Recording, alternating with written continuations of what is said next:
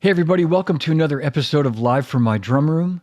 My guest today is Los Angeles recording great, the legendary Steve Schaeffer, best known for his TV and film work spanning 50 years from the 70s. Steve has been one of the most prolific and active recording artists in Los Angeles, playing on thousands of TV shows and films and hundreds of records. And in this episode, we talk about some of the work that he's done, how he got his start. It's a great story about one of the truly unsung heroes of the Los Angeles recording scene, the great Steve Schaeffer. So I think you're going to love this episode. Thanks for watching. Thanks for listening. And I'll see you on the other side. So please welcome the legendary Steve Schaeffer. Hi, John. Hi, Steve. How are you, my friend?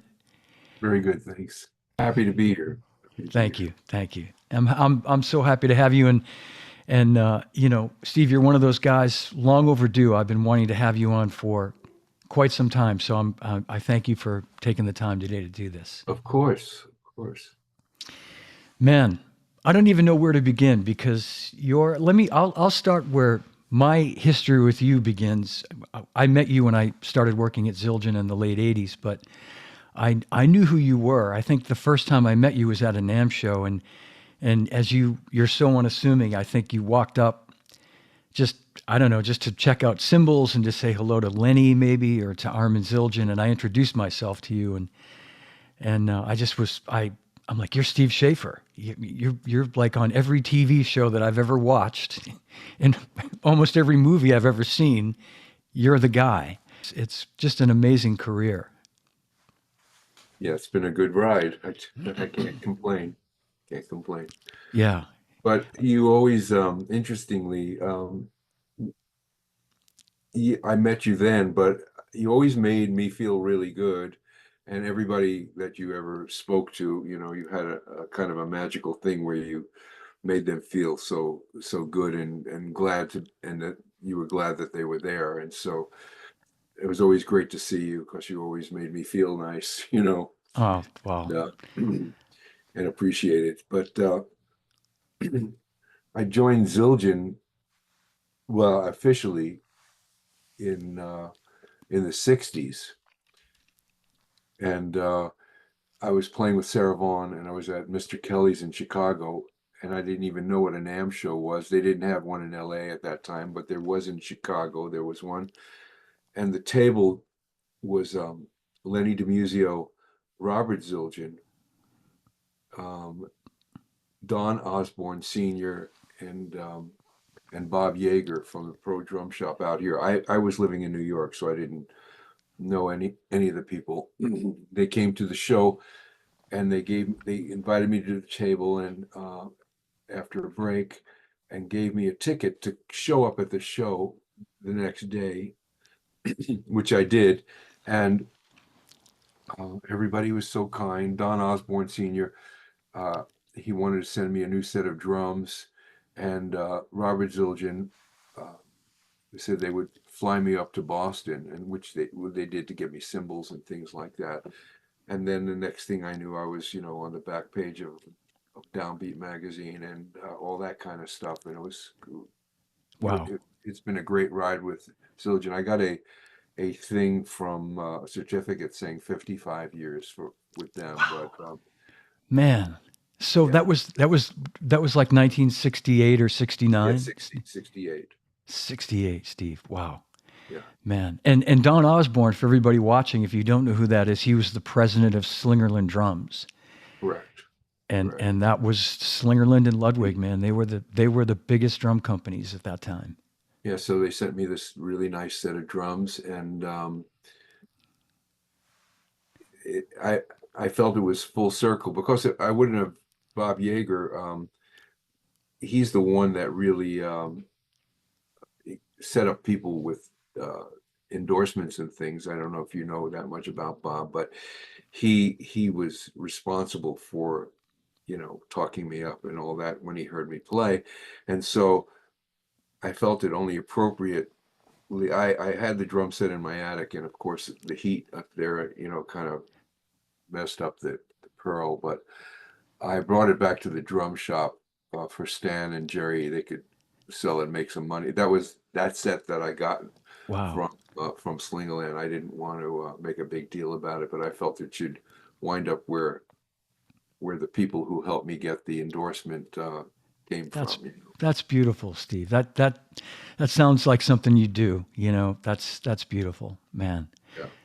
Wow. Well, So my recollection. So I remember reading about you probably in Modern Drummer in the maybe the sometime in the '70s, late '70s or '80s when that magazine came out, and I think they must have done some sort of profile or some sort of article on because we didn't have the internet obviously back then, and you didn't know who these great studio drummers were that were playing on all these records and TV shows. And I remember reading your name. I just somehow knew that it was you and guys like you and John Guerin and Larry Bunker and Joe Porcaro and all these great session musicians that were playing in all these TV shows and movies. And then I remember when I started working at Simmons Drums in 1985. I think I've told you this story. And you were one of the first big Simmons endorsers I know from that time in the 80s. And in the shop, they had all these styrofoam cutouts of like a pad, of a Simmons pad, the hex shaped right. pad. And you had signed one. You had signed one on the wall there. And I saw Steve Schaeffer. That's that guy that plays on all those TV shows. And then I met you probably a couple of years after that, and we became friends. But my point to all this is I associate you with that whole scene. That whole like I'm at an age where all those TV shows that I watched in the '70s and '80s, and I mean, it's the music was just such a big part of those shows, and you were such a big part of the music. Yeah, I was lucky. It took a village, so to speak. Nothing happens without, in your lifetime with people who are become important that do something and it changes your whole life, your whole journey. So yeah, the TV thing, I was a fan of John Guerin's. He was like the main guy here.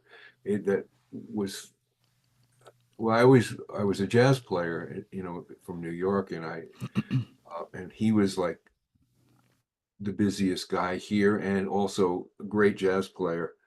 And so I really loved listening to him and seeing him play, and wound up subbing for him on this Mike Barone big band. I used to play like if he couldn't do it the first set, at least the first set or part of the night, and that's how I met some of the other people like Larry Bunker. Of course, they would go out to hear the band and probably want to see John, but sometimes it was me that was there. And I became friends with Larry, became one of my dearest friends. And I met Shelly Man playing a rehearsal at the Union. He he waited for me to come out of the rehearsal room and then asked me, he told me that he liked what he heard and that if I was available to sub for him. Can you believe that? And, and I wasn't doing anything here. I couldn't get arrested. And so I think, oh, this is going to be great. But the Wow. TV thing didn't happen because of somebody like my jazz playing. That was a different thing that happened. And it wasn't um, until I played, I was playing the show, a chorus line, and the contractor, his name was Stanley Fishelson. He also was the contractor um, for Patrick Williams, who did all these main titles, these great ones, Streets of San Francisco, the Bob Newhart Show, and all that stuff. And I wound up, uh, John Guerin did not show up for one of the jobs he was supposed to, and they didn't know how to reach him. And they called me and said, "How fast can you get down to the studio?" So I came down there, and then I got to work actually with Larry Bunker. So he saw me coming in for the main title of the Bob Newhart Show, having to walk in cold and sight read this complicated main title. And then because when somebody sees you do that job, it's not the same thing as playing in a big band or a rehearsal group or a jazz group. It's like seeing somebody under the red light, having to produce um, on the spot. And so that gave him another insight into maybe who I was and what kind of player I was. And so he became a mentor of mine. And the same thing happened with Shelly Manne. He heard me on a job that I was playing in a studio. He was playing percussion, and he told that to Joe Porcaro. He says, "This kid is, I really like him." And so he called me and asked me to show up at a job he was doing, and took me by the arm and walked me into the the end, the recording booth. And he said, "Hey, Hank." And I looked up, and it was Henry Mancini. He said, "I need you to put Steve, this is Steve Schaeffer. I need you to put him on the session tomorrow because there's some contemporary stuff, and he's the perfect guy, and you need to hire him and put him on the job." And I wound up on doing this movie with him and Joe Porcaro and Larry Bunker and all those guys. And unfortunately, when Shelley passed, um, which was way too young, Henry Mancini started using me as his main film, drummer. So it took something like that to happen, and then I started working in film, and it was really very rewarding. It was different than just doing record dates or something like that. Yeah, yeah. And what an amazing story. What an amazing story. I mean, but needless to say, Steve, you wouldn't have gotten that job and you wouldn't have gotten the callbacks. You wouldn't have Henry Mancini would not have called you back if you didn't have the goods to, to do the job. So Right. so your background, obviously you came when you playing with Sarah Vaughan and you had a jazz background and you could read. You obviously came well equipped to do that kind of a job, right? I mean, because that's so integral to being able to do that job every day. I had two incredible teachers. I had mentors, and other people. Of course, I learned from others, but my main two teachers were Stanley Krell was this famous Broadway drummer. Uh, for those of you who don't know him, he was probably the busiest drummer on Broadway. He played all these great shows, Damn Yankees, Pajama Game, um, and he had a studio in Queens. I was born in Brooklyn and raised in Queens after I was 7, and it was walking distance. So, to Stanley's house, and I heard he was a really good drum teacher, and I had to. I was studying piano, but I wanted to play the drums, and my parents made an agreement with me. I could take a lesson every other week, and if I still played the piano. So okay. So Stanley, after I played with him, studied with him from the time I was 12 and a half years old, he then sent me to Morris Goldenberg, who was a famous NBC percussionist and author, and taught at Juilliard and Manhattan School of Music. And he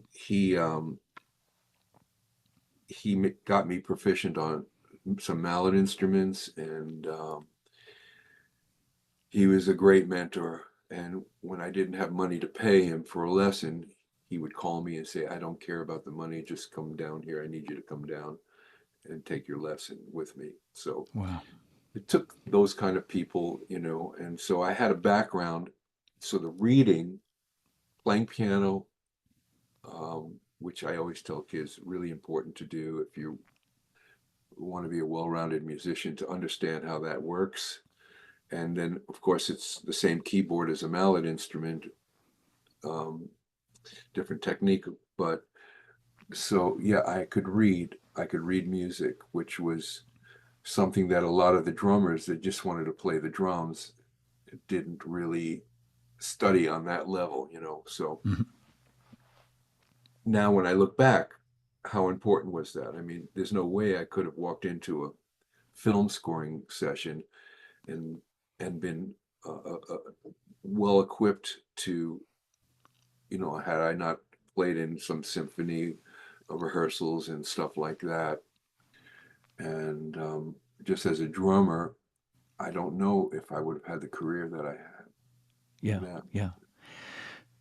Especially in the line of work that you chose and you ended up doing. You're right. I mean, it, it was all about being able to just come in and read a chart and do it perfectly and efficiently, right? Quickly and be Yeah, reliable with it it. becomes about the money, how much money they're spending, and they really don't.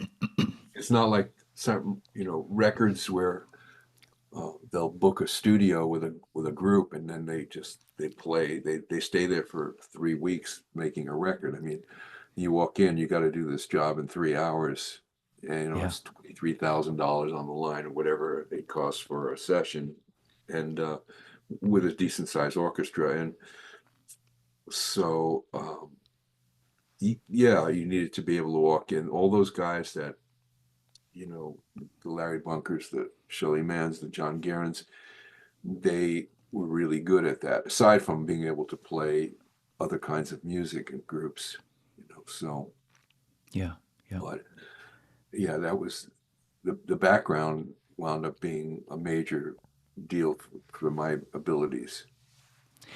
And there was a time, so you moved to LA in the 70s, and that was it the early or mid 70s, Steve? The end of 69. Oh, you Um, moved there in 69. Okay. yeah, and I really couldn't, well, I was working,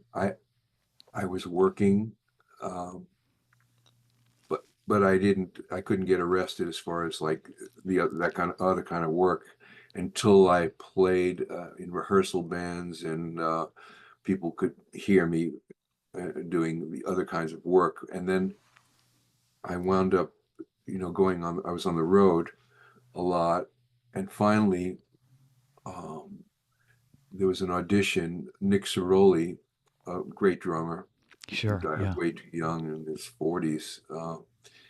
He was the drummer with the Tijuana Brass, and then he had left the Tijuana Brass to do the Merv Griffin show. Jake Hanna had left the Merv Griffin show, and he became the drummer on the Merv Griffin show. He wanted to stay in town, and I auditioned for the job with the Tijuana Brass, which they called the TJB. It was the second incursion. It, there really wasn't a lot of work for them at that time. Herb restarted the band, and I got the job. I won't go through the whole litany of the audition, but I got the job, and it didn't allow time for me to do other things because Herb liked to rehearse. So we rehearsed virtually every day, and and we had an occasional job, so we were on a retainer, but the jobs paid the money, the rehearsals didn't. So finally, in 75, we and went into 76. We were on an ill-fated tour of Canada, and Herb decided to disband the band because of an airline situation, and it was kind of scary. We had to like the bomb scare at that time. Oh, geez. Canada, French Canada was trying to secede from British Oh, Canada. It's like yeah. all Yeah. stuff was going on. So that ended, and then I got the job. I went on the road with Michael Franks, which was also a John Guerin job initially, and I ran into a friend in New York who asked me if I wanted to go to California to play the show Chorus Line. They needed a drummer that knew about Broadway stuff, and of course, I grew up with a Broadway teacher. I used to go to the pit and watch him play these shows and all that kind of stuff. And so I took the job with Chorus Line, which led to Stan Fishelson, which led to Pat Williams. I mean, Yeah. all the dots started to connect. And so it, from the end of 69, 70, 71, 72, 73, 74, 75, Herb Alpert, that was 7 years. So it really took about 7.5 years before I started to work in the film industry. Hmm. And it didn't happen overnight. Yeah, So yeah.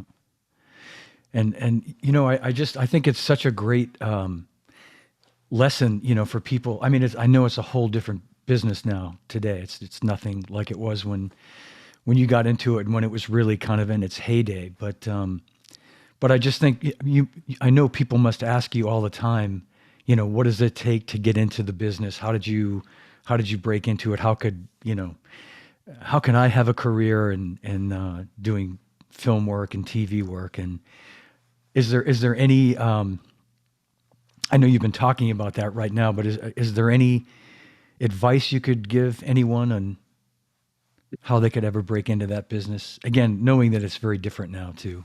so it's completely different. But Yeah. a lot of work is done where they send you a track for things. Not so much in film. That stuff has to be done to the film. But you home studio work, there is work for people who have home studios who can work on projects, but it's much different than when I started, because then it was all live. Everything was live. You actually played onto uh, the actual film. There was a stripe on the film for the music to go onto, and it was all recorded like in stereo. There was no punching in of parts or any of that kind of stuff. It was Yeah. done on the spot. So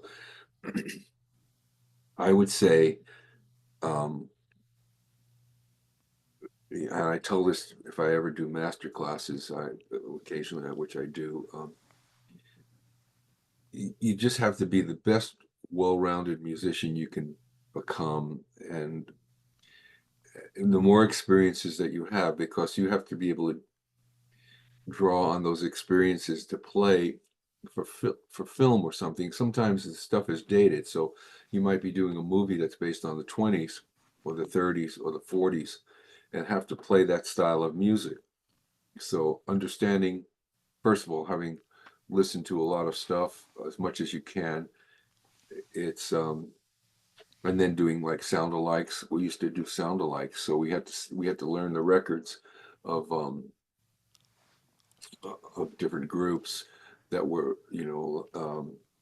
whether it was Beatles music or um, any of the bands that were big at that time. You had to play. They didn't want to pay for new use for the artists, so they had musicians that could duplicate or try to play like the record was. And Hmm. if it's played on the radio, like in the background, you couldn't tell it wasn't the original recording. They had singers who could sound just like Rod Stewart or whoever. It was unbelievable. And so they even had people. One of the guys that I worked with not long ago, named Michael Dees, he could sound like Sinatra, but not if you listen to just the audio. But he had a voice that could imitate Tony Bennett and Sinatra, and so there'd be like a radio, you'd hear 15 seconds of whatever it was, and you couldn't Yeah. tell it wasn't him. The arrangements were exactly like the record. So we do stuff like that. Yeah. They don't Yeah. do that anymore. So it's not, it's kind of crazy. I want to just take a second. I want to come back to that. You sent me a little while ago, a little while back, a spreadsheet of my understanding, and correct me if I'm wrong, is it's all the entries of all the sessions, as far as you know, all the sessions that you've done. No, for film and TV only. Film and TV. Okay, film and TV only. Yeah. I'd like to share that with everybody, and because it's just fascinating. Sure. Yeah.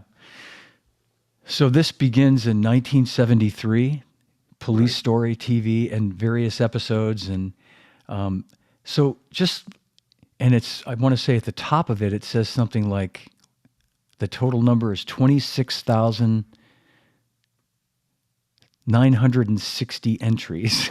it's, it's unbelievable, Steve. It's Well, unbelievable. some of it is not. So you'll see like uh,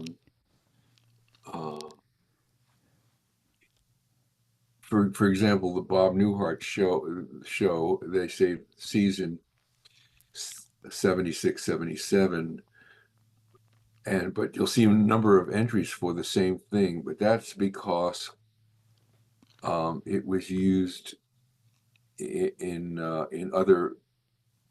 If it's used for a different use, you get paid. You would get something for that. Hmm. So and a season could be 26 episodes. So Right. At that time, looking at like this period in the 70s, were you working pretty much every day? I mean, every day were you in the studio doing I more? started then. It, it kind of snowballed. I started doing the TV. If I did the main title, then they would call you to do the episodes. But each Universal might have had 20 something shows, and CBS had 20 something shows. So it was impossible for you to be in every to do every episode because there would be, they could be conflicts of whatever. But I did work. I started working in film, and I was working pretty much every day. Yeah, um, going from studio to studio. You become the color or the flavor of the month. Um, you got, it just was. Listen, after not working for 7.5 years of being here, and then getting this, it's just it was.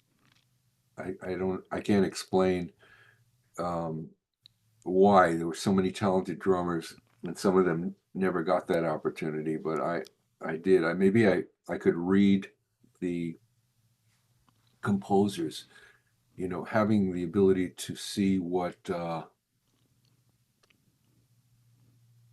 feel what they wanted and knew what to do to make them happy.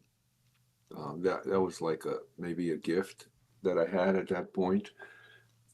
If that makes sense to you. Sure, absolutely. Yeah. Yep. You walk in. I mean, if you played what they didn't like, you were gone. So I remember Peter Erskine asking me when he first got here why his drums didn't sound good. He did an episode of a show that I had played on. What was the difference? And I couldn't explain it exactly. And he said he used the word compression. I was trying to explain to him that I knew how to make the engineer happy. So if you can make the engineer happy, then the composer's happy. I mean, it's like Yeah. Yep. um, as opposed to showing up maybe with at the time the drums were single-headed and in the very beginning and of the out of the Hal Blaine style of stuff. Although Hal had mutes on his drums, they were like little covers, but they wanted to hear certain kinds of sounds. And then as the music changed, you needed to change. That's why the Simmons, that's why the, the sound of the drums, the kind of shells that were being made, all that stuff evolved. And if you didn't stay up with all the electronic stuff and I always, spend a lot of time trying to tune my drums a certain way so they would record easy for the engineer. Right. And because if guys came in with, with a wide open set and ringy drums, they didn't, they maybe show up once and then they were gone. You never heard of them again. So I try to be really cognizant of all that. Well, it's interesting that that's such a great point that you made. The Chips TV theme song that you played on. This is great because it's the mid 70s. It's 1976, I Right. think was the year. And it sounds like you're playing concert toms or just drums with tom toms with no bottom heads. I'm sure that was. Yeah. Yeah, yeah. I'll add it later. Sorry, everybody. Trust me, it was the Chips theme song, and it was great. Um, that's okay. We're going to play some other music, everybody. Don't worry. You won't be let down. It was great. So that was an important main title. And I'll tell you what, really quickly, Up until that time, I mean, the main title, the original one was done by John Parker, and they had different writers that would write for the show. Um, and it was his main title, but if you listen to the original one from when John Parker did it, it sounds nothing like this. Hmm. And then when Alan Silvestri got to do the show, we did it like it was a record. We brought the kind of it was Abraham Laboriel and myself. We worked with Alan. We used to do um, demos together. That's kind of on spec, and we never ever got paid for a spec project. My entire career, I've never gotten paid for a spec project, believe it or not. But it's kind of a joke. Abraham and I, if we ever work together live, we always, say, we would do it again, but we've never been paid for spec work. So anyway, so now he hired, Pete Chrisley, a great tenor player, and he would have like Chuck Finley and Jerry Hayne, those kind of trumpet players, and well, he had Dalton playing trumpet, and Gary Grant, and a funky rhythm section with Abe, myself, and he played guitar on the podium. He used to play with Wayne Cochran's band, and Hmm. um, as a guitarist. And when people would surf and they heard that music, it was like a dance beat from a record, and so they would attract the attention of younger. They were going to cancel the show, but after we did, every time he did an episode, the ratings were good, and the show got re-signed. But because we approached it like we were playing, like a record, Yeah. doing like a disco thing. Yeah. And so that was not the way that film music worked at that time, and so it kind of changed everything. Everything was changed after they heard that, and then all of a sudden, the contractor at MGM was getting calls. They wanted to have that rhythm section playing on their on their stuff too. I mean, it was unbelievable, how That's, it yeah. snowballed. That's a great backstory. And I believe that because honestly, you can say what you want to say about a lot of the shows from that time. They were Right. formulaic, you could say, as far as the plots, but the music was so great. And that show in particular always had just, like the chase scenes on the highway and the 118 freeway or something, Right. or the 101. And yeah, the music was like, yeah, listen to that band. And again, I didn't know it was you at the time until a few years later, but it all made sense. And Yeah, it makes sense that you guys got a lot of work out of that too as a result. we did. We did. The percussionists were, that played on the show, and my friends, and of course Larry. I introduced Larry to who's my mentor to do help to working in this contemporary stuff because he could play the timpani. He could play bass line on the timpani because he had such great pitch. He could pedal this stuff, and so um, yeah, it was great for everybody. It helped change what was happening with TV music. Yeah, yeah. And someone's commenting on the Knight Rider theme, and I was going to mention that as well. That was saying the first time they heard you, um, and asking if there's any stories on that session on doing the music for Knight You know, Rider. I didn't have much recollection.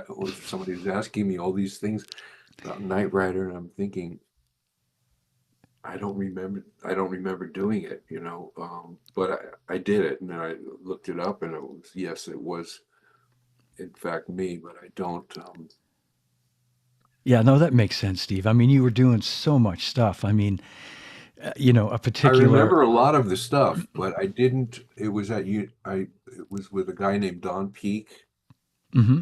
and but I didn't have a recollection of what the theme sounded like.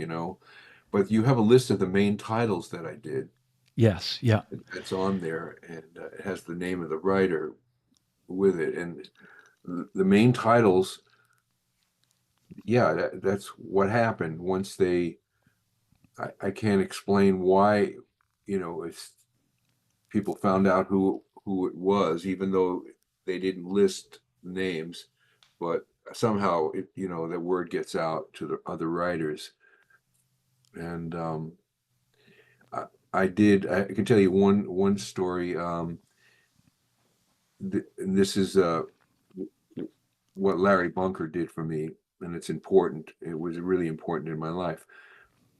So they were doing the main title of John Guerin also had done the original main title of Hawaii Five-0, Hmm. but now he was not available, and the contractor Larry Bunkers was on those sessions, and the head of music at CBS was Morton Stevens, known as Morty Stevens, and so he had a lot of writers that would show up for the main titles of the stuff that he was doing. Everybody that worked on those shows. So there was like Bruce Broughton, Jerry Immel, Bob Drasnin, on and on. And so they would all show up for those things. So Morty Stevens wanted John Guerin. The contractor couldn't get John Guerin. He called Larry Bunker. He said, I've been through 13 first call drummers and I can't, nobody's available. And now I had worked with Larry on all those Bob Newhart stuff. He said, call Steve Schaeffer.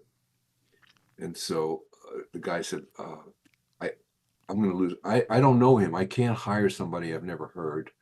And he said, I'm going to lose my job. And Larry Bunker said, Herman, hire Steve Schaeffer. If you don't like what he does, send me the bill. Now, bill, we're talking about in excess of this is a big orchestra, $20,000. And he said, "Are you telling me that if they're not happy, you're going to pay for the session?" And he said, "Yes, just hire him." Wow.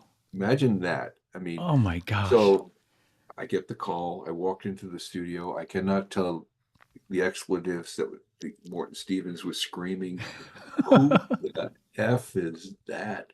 I wanted John Guerin. As I'm walking in to carrying a cymbal bag, and I remember Tommy Tedesco was sitting there, the famous guitar player.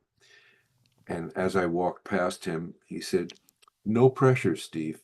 No pressure at all." And so now, you know, they give you the music, and it was slightly different than the first ones, and I played it, and they liked it, and so now there's like 8 writers that are in their room listening to this, and so now I start working at CBS, which is for all these writers, everyone that did episodic TV.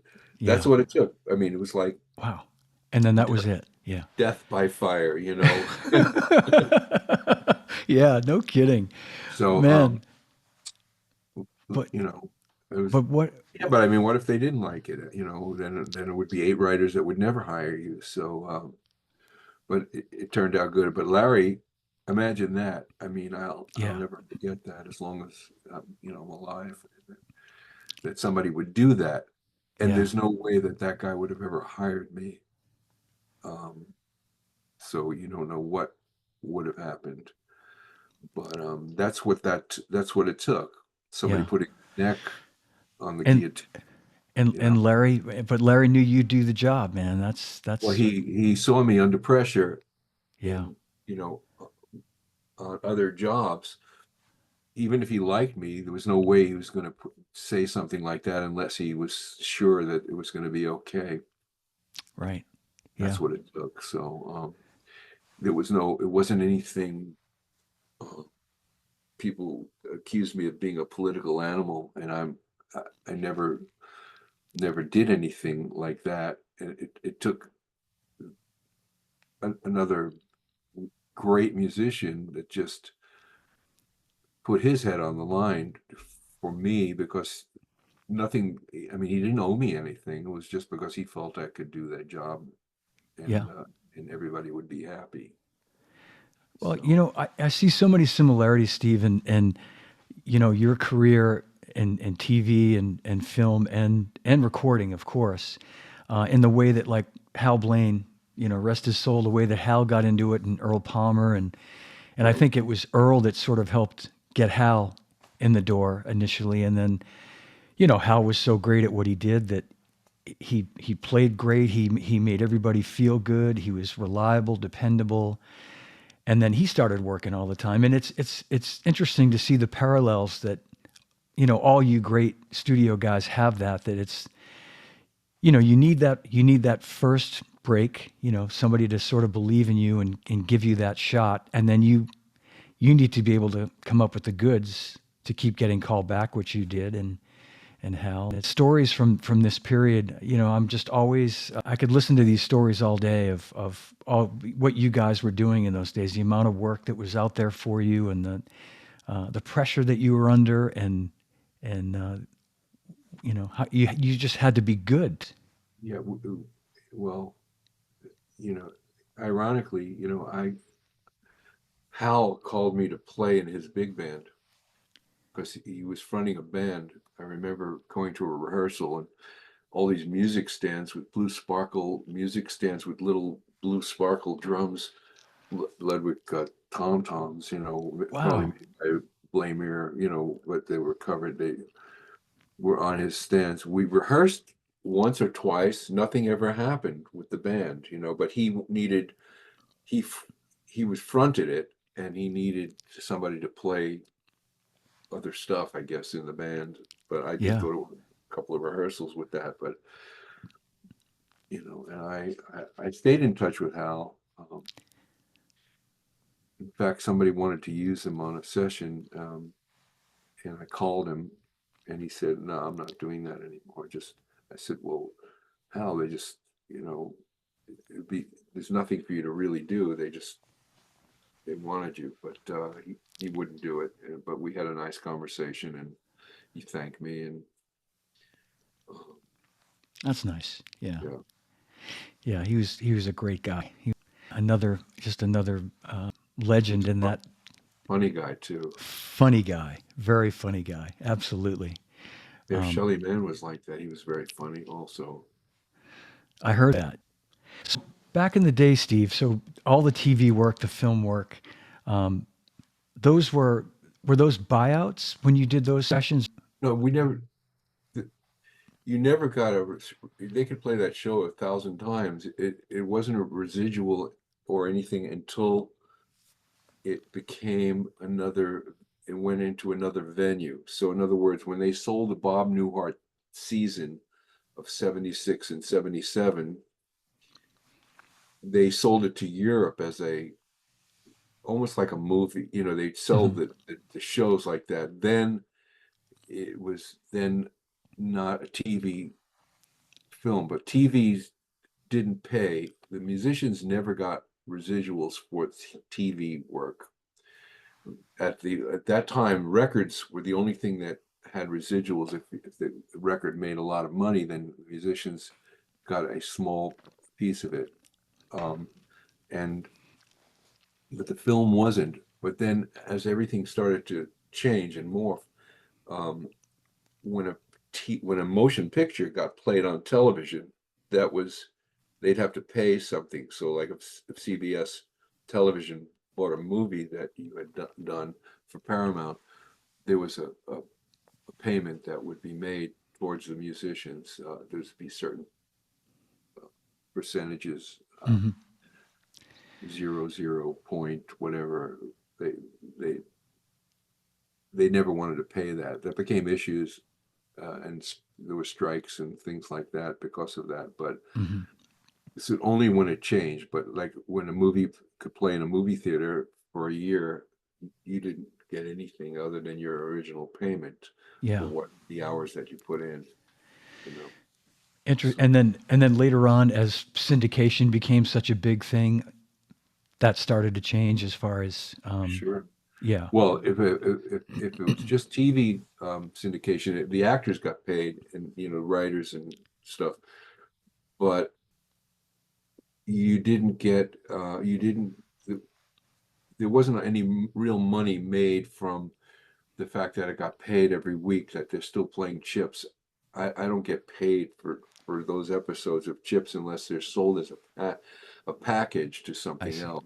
Yeah, But that's not what you know, that's not why I did that work anyway. It was a sure. different kind of challenge. I wanted to be a jazz musician. My parents used to say, "How are you going to support a family?" And Well, so it all worked out. it's a question a lot of people are always want to know is like how that works as far as No, not at residuals, all. and No, yeah, it's it's always a debated thing. So m nobody wants to pay back end, what they call back end. So they want to do things. They don't want to sign a contract. They don't want to do that. And there's a lot of non-union work more now than ever, um, with regard to getting any kind of back end stuff. But wow, yeah, yeah. I'm gonna just scroll this through for people to see because the TV and movie work is just phenomenal, and um, I mean it's everything we watched on TV in those days and saw at the movies. yeah. I mean, I sometimes I think, well, everybody watches TV. Not everybody listens to the radio all the time. And so when somebody says, well, who do you think is the most heard drummer? That becomes like, I see guys that they write that about themselves. Um, I played on 1,000 albums, and I'm the most heard drummer in the world. And I say, well, maybe not. Yeah, maybe not. Oh But man. it, it's fun. I mean, my wife and I, there's always like a movie on that I can't help it, but I mean that up through a certain years, that I unless you're watching TMC only, with the movies made in the 30s and 40s, but there's always a movie or something that I've done, that I felt was important musically, like he, like my wife always, she loved the music in Sleepless in Seattle, because I played on the tracks on that there were some really good big band tracks. Harry Connick sang on Yeah. Yeah. some of that stuff, and he didn't even know that when I worked with him. It was like kind of weird. But I did the Academy Awards sing the song that he sang, but they had a different guy that I forgot who sang on it. One of the oh God, I don't remember the guy's name that sang it. But Speaking of Harry Connick, I want to play at least one song, and it's a Christmas song. But you played on this Harry Connick Christmas record, "When My Heart Finds Christmas," and it's some of the greatest playing I've ever heard. And I'm going to play "Sleigh Ride" on this beautiful June day.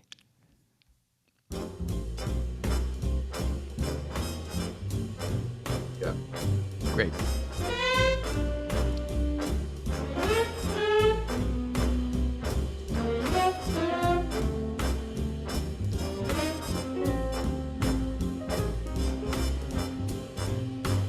Just hear those sleigh bells jingling, ring, ting, tingling too.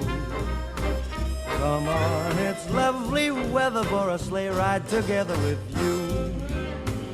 Outside the snow is falling and friends are calling you. Come on, it's lovely weather for a sleigh ride together with you. Giddy up, giddy up, giddy up, let's go. Let's look at the show. We're riding in a wonderland of snow. Come on, horsey.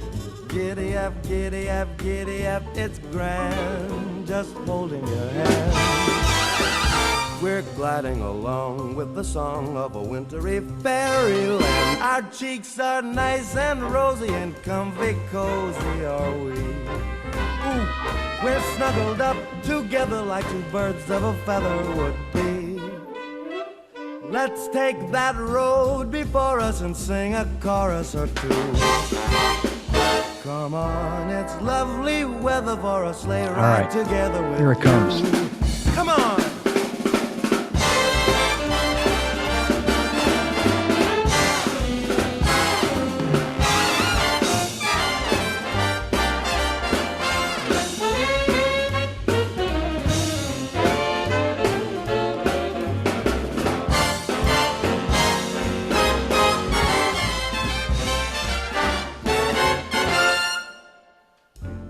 There's a birthday party at the home of Farmer Gray.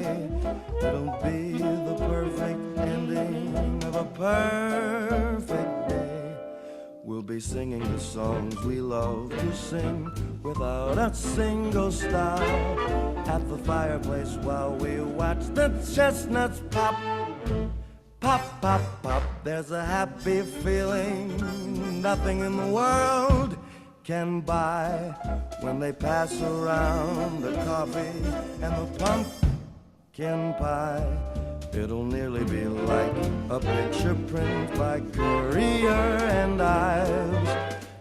These wonderful things are the things we remember all through our lives. Just hear those sleigh bells jingling, ring, ting, tingling too. Hey, come on, it's lovely weather for a sleigh ride together with you. Outside the snow is falling and friends are calling you. You, come on, it's lovely weather for a sleigh ride together with you. Come on, baby, take a sleigh ride with me.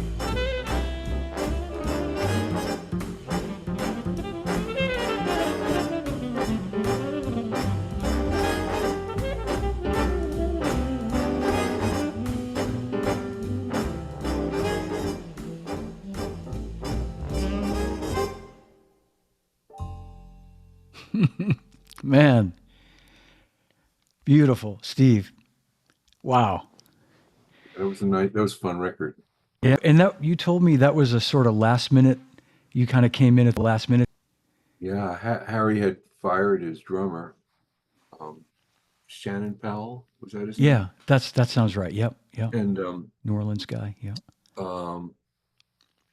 but he had heard he liked the drumming on Naked Gun 2.5, whatever that was, that thing, and because it was a big band thing with a kind of a shuffly kind of feel, and he wanted to know who the drummer was on that, and he found out it was me, and so I got a call to come in and record at Capitol Records to do the album. So Yeah. And was that part all charted out for you? Like, did you come in and basically have to read? he wrote the charts. He's actually he did all the arrangements on that album. He's a really talented guy. I mean, Yeah. great piano player too, and he knew exactly what he wanted. So there wasn't a lot of rehearsal, but it was, you knew he knew. It wasn't like you're playing for somebody where you could figure out, well, I think I'll try this or that. He knew what he wanted to hear, and the communication was good between the two of us, so it wound up being good. Yeah. Yeah. It wasn't a lot of takes either, so. It's, I wouldn't imagine so. It's got a great, fresh sound to it. And for anybody that's watching and listening right now, it's When My Heart Finds Christmas, Harry Connick Jr., and I think it's from the 90s. Steve, is that right? Sometime in the...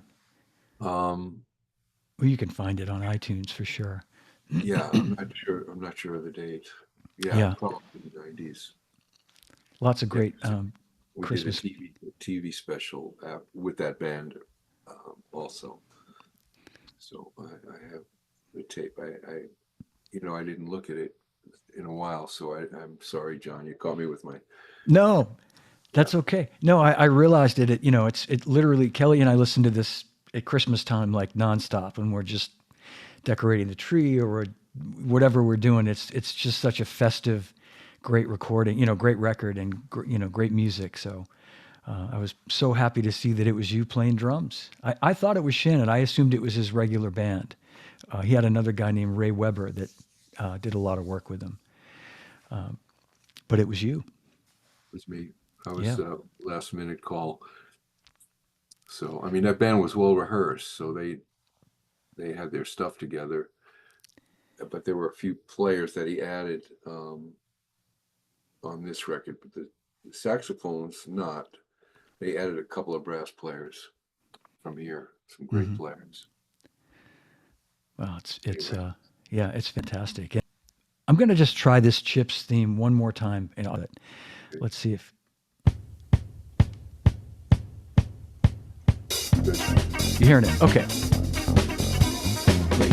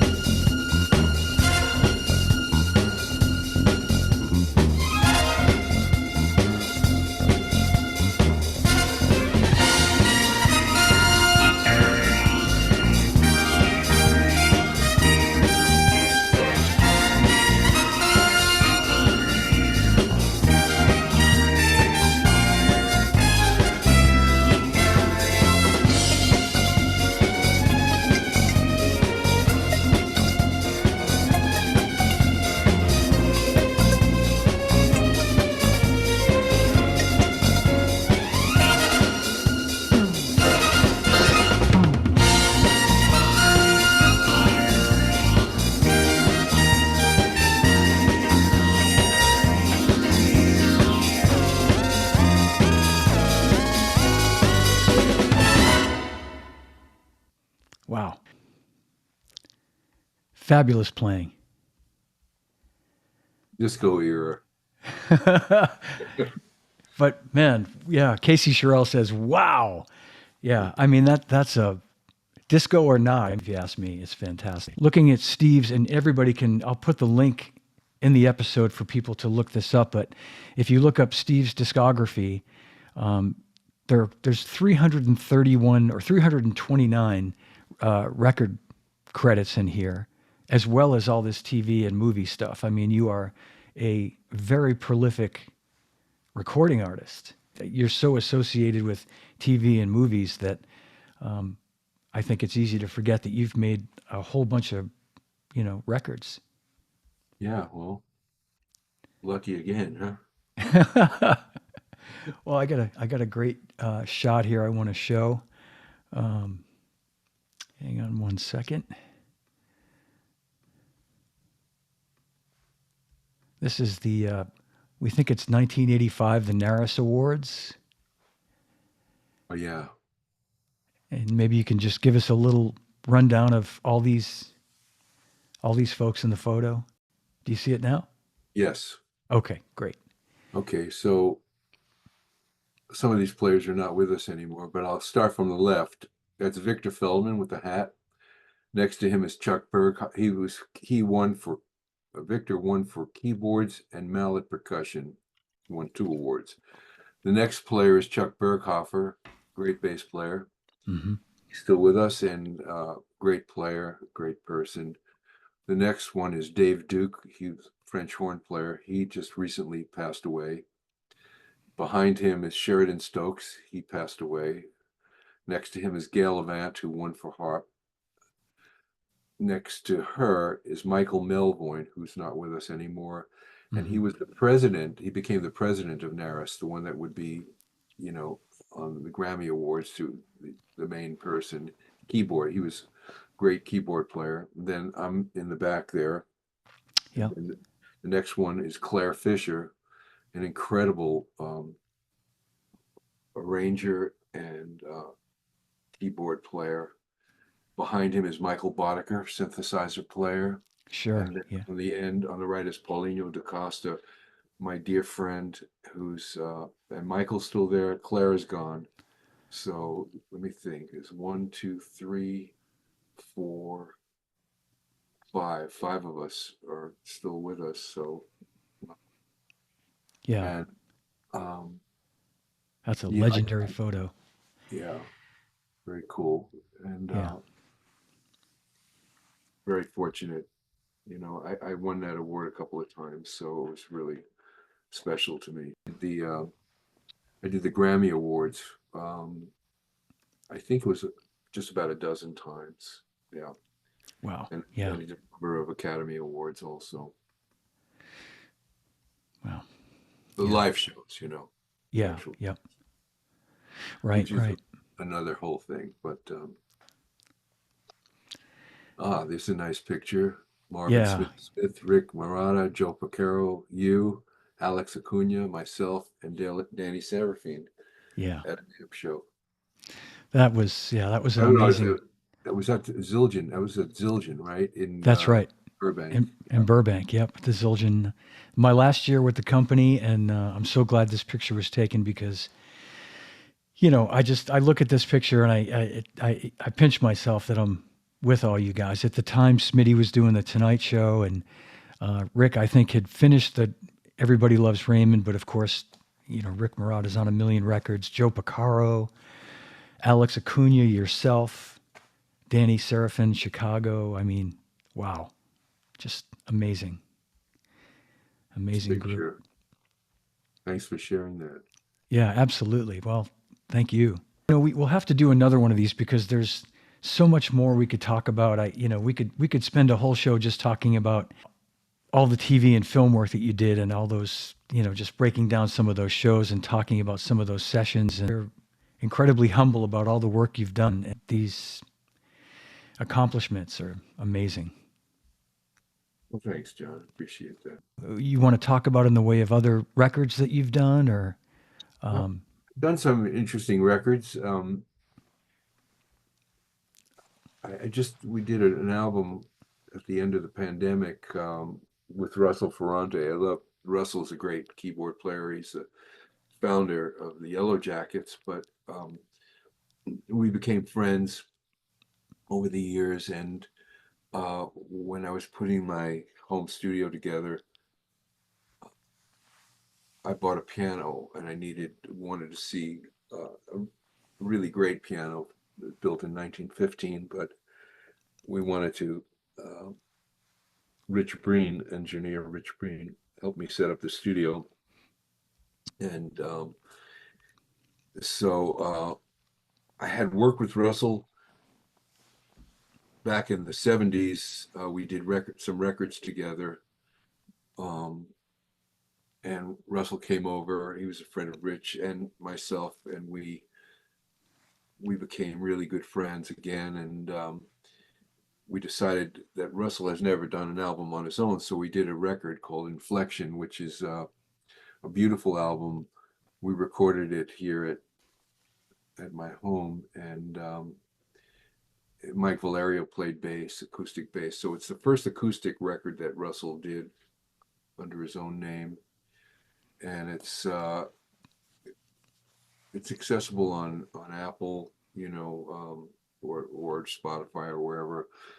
But I'm proud of that record. It's different, it's acoustic. It's very the music is beautiful and complex at the same time. mm-hmm. So I work with Russell. We just played at Sam First on May 4th, and we do some church concerts at All Saints Church in Pasadena, and occasionally do other concerts around, California, basically. So that I would like to mention Yeah, that. great. And there's Yeah, well, I'll put some of these links in there for sure. I'll put a link to Inflection in the spelled podcast with an episode. X, with an X. Okay, good to know. All right, and you're officially retired at this point, Steve, from the session work that you were doing. I think. Well, I'm never going to be retired in terms of, but I am retired, I guess. But not officially, but I mean, yeah, when you get older, they don't, I'm going to be 80 in January. So I've been doing this a long time, been playing since my first gig was when I was 13 years old, or before I was 13. So I've been doing this 66 or 67 years already. So, and enjoying every second of it. So, Yeah, yeah. And what a career. I mean, I know we sort of skipped over the early days, but you hit the ground running really young. You know, as a teenager or in your early 20s, you were, as you say, you were a professional drummer. You were playing doing pro gigs at a pro level. yeah, I started playing, I think, with Alico and Zoot Sims when I was about 17 years old. And at the Half Note, famous jazz club in New York that's no longer there. And then I think I mentioned it, the drummer on the Tonight Show heard me playing there, Bobby Rosengarten. He was the drummer and then became the leader of the band on the Dick Cavett Show. He recommended me to Doc Severinsen, and I went out with Doc's sextet, traveled with Johnny Carson with this small band. I came out to California, Melodyland, and we worked in Cleveland and some other places. And then, I think I told you a tape showed up online from the 1960 year, 1965 or 66 Newport Jazz Festival. And I had gone up there with Howard McGee's big band. And Howard McGee was a famous bebop trumpet player and he had this great band. And I wound up, he liked my playing, and I wound up playing in the band. We went to the Newport Festival in Rhode Island, and then I put my drums on the bus to go back to New York City. And I guess Dizzy Gillespie's drummer and rhythm section didn't show up for this trumpet extravaganza with 8 famous trumpet players: Dizzy Gillespie, Thad Jones, Clark Terry, um, uh, Bobby Hackett, Kenny Durham, Ruby Braff, Jimmy Owens, and I don't know who I'm forgetting, and the rhythm section was Billy Taylor, Gene Taylor, the bass player that played with me with Howard McGee. And I didn't have time to get my drums. It was this little set with one small tom tom and missing a spur on the bass drum. So every time it would move. And one 17-inch cymbal. And anyway, but there I am, occasionally in the video, and at the end, George Wayne does announce my name. But yeah, it was kind of cool. It Wow. finally showed up 50 years later, and You were about 20 years old, give or take? yes, yes, and Wow. Man, you know, come on. so and then my stints with on the road for years with different people, and then finally the Tijuana Brass in '74 was my last big. No, actually, that broke up, and then I went to New York with Michael Franks, and David Sanborn was playing with us, and that's when I got the job for Chorus Line, and then Chorus Line led to everything else. Yeah. And that's it, you know. But yeah, it's been a great ride. What can I tell you, John? Yeah, And I man. appreciate being here with you. And anybody can contact me anytime they want. And I Okay. love to tell the rest of the stories. You have all my stuff. I did send you one thing where it had like about the when I played for Jerry Goldsmith. There's a thing should be in that Dropbox of saying the sinking plane, which is you could hear delicate uh, snare drumming, and also the Ravel's Bolero, which was from the movie 10, which I did with Henry Mancini. So they recorded that at Warner Brothers. So there's that for this snare drum from beginning to end on that.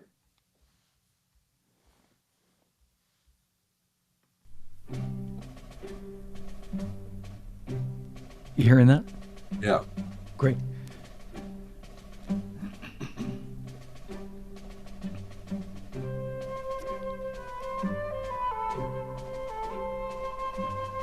You don't have to play the whole thing, but it's just the idea of delicate snare drum. Yeah, yeah. I mean,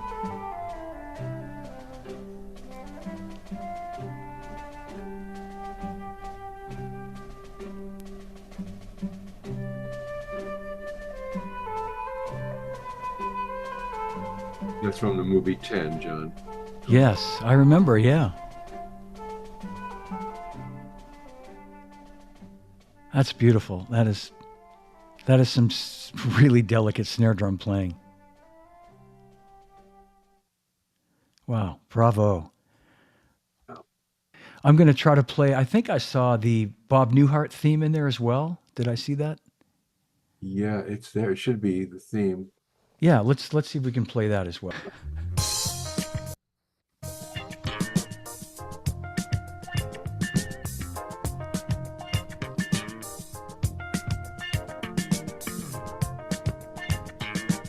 That is funky.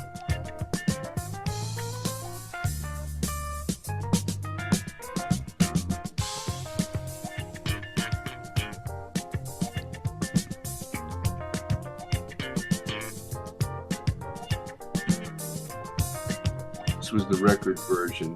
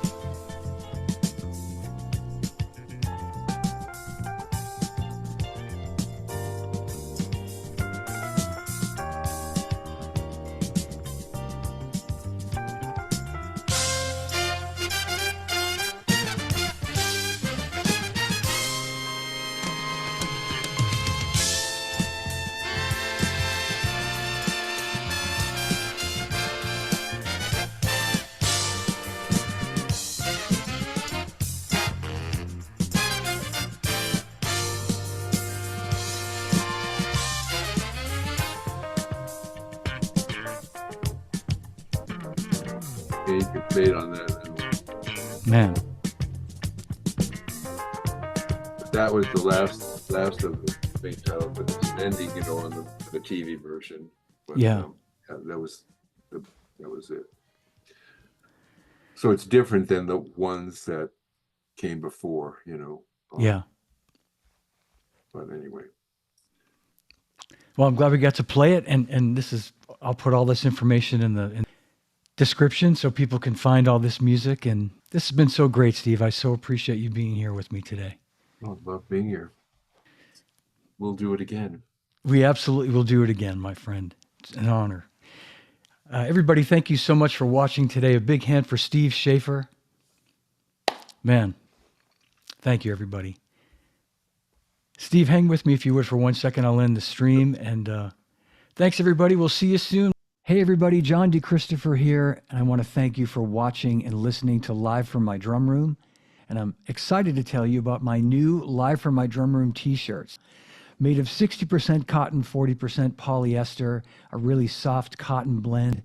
And you can have yours for $25, including shipping in the contiguous U.S. I will give you my Venmo information, which I'll also include in the description. And you can email me at livefrommydrumroom@gmail.com with any questions. And that will also be in the description. So get your shirt while they last. They're available in extra small to double XL. So once again, thanks for watching. Thanks for listening. Thanks for subscribing. And don't forget to pick up your Live from My Drum Room t-shirt. All right, well, that's my show. If you enjoyed it, give it a like, leave me a comment. Please subscribe to my YouTube channel. And remember, all these episodes are available as podcasts on all the podcast platforms. So thanks for watching. Thanks for listening. And remember, no drummers are ever harmed on Live from My Drum Room or Track Talk. And drummers, when in doubt, leave it out. I'll see you again real soon. Again, thanks for watching. Thanks for listening.